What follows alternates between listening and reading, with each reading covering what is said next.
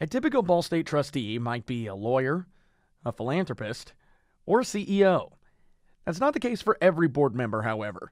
Meet Dustin Meeks. He's 22 years old and graduated from Ball State in May. He just completed his 2-year term as a student trustee on Ball State's main governing body.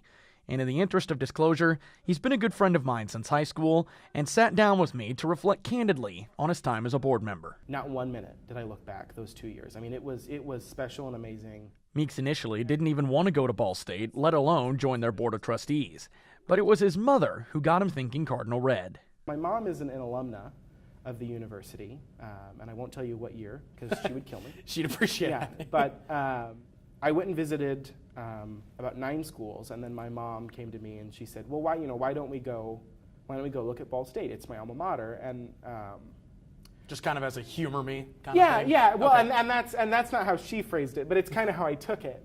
I started the morning that I was going to come to Ball State, to come visit Ball State, telling my mom that we'll go to Muncie, whatever. And about 20 minutes into the tour, we were in Bracken Library, and I leaned over to my mom and said, I don't like admitting that I'm wrong, just as a general rule. But I leaned over to her and I said, I think I really want to apply.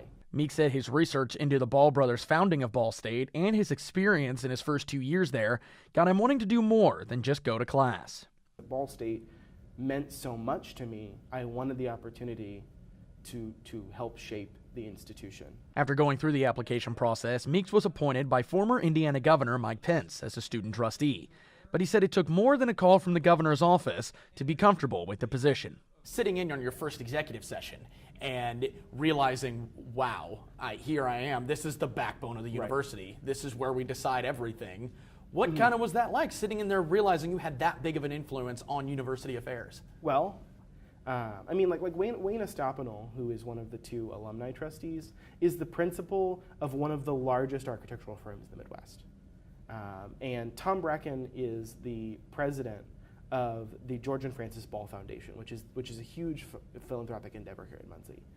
And Rick Hall is a partner at Barnes & Thornburg, which is the largest law firm in Indiana.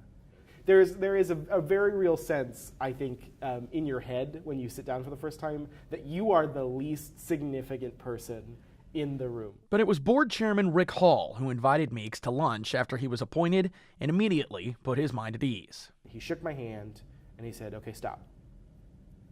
Before we introduce ourselves, before we go any further, I need you to know something, Dustin Meeks. I don't know much about you, but I need you to know something. When we get into that boardroom, if I vote yes and you vote no, our votes cancel each other out. You are as much a board member as I am, as any person in that room is, and I expect, and you should expect of yourself, that you act like you carry that responsibility." Meeks said that he took that advice seriously, becoming instrumental in things like getting $140,000 in funding for the university's counseling center at Lucina Hall added to the general budget that was approved at his final board meeting. Meeks said his student perspective was actually an advantage for him due to his presence on campus, but that also came with challenges, mainly when former President Paul Ferguson resigned suddenly in January of 2016. From the campus perspective, you were the only one on campus all the time that knew what everybody else wanted to know. Why did he resign? Mm-hmm. The day that it happened, that it was announced and things went the way they did, what was that like for you? There was a lot of people asking, not questions of me. I don't think any time on the first day did anybody confront me about it, but everywhere that I went, it was the whispered conversation. Meeks said there was an incident in a class the day after the announcement was made that stood out among the rest. I had sat down in the class and the professor came in and everybody, the whole class is silent waiting for this individual to begin class. And this individual turned to me and said, "Why did Dr. Ferguson resign?"